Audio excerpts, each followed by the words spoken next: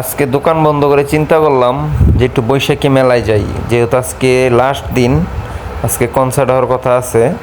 তো আমরা শিওর না যে আজকে কনসার্ট হচ্ছে কি না, তো যাই দেখি কনসার্ট হয় কি না হয়। তো আপনারা সাথেই থাকুন, যদি কনসার্ট হয় তাহলে তো আপনারা দেখতে পারবেন। তো আমরা রিক্সা পাই নাই, তো অনেকক্ষণ পরে রিক্সা পাইলাম, রিক্সা নিয়ে আমরা গেলাম। তারপরে আমরা রিক্সার থেকে নেমে দেখি যে কনসার্ট হচ্ছে।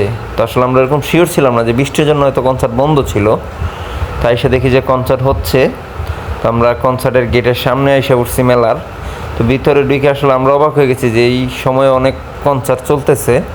তো আমরা আস্তে আস্তে ভিতরের দিকে ঢুকলাম, ঢুকতে দেখেছি অনেক মানুষ, এমনকি কনসার্টটা অনেক ভালো হচ্ছে। তো আপনারা আমাদের সাথে থাকুন, আমাদের ভিডিওটা দেখতে থাকুন। ভিডিওটা কেমন হয়েছে কমেন্ট করে জানাবেন।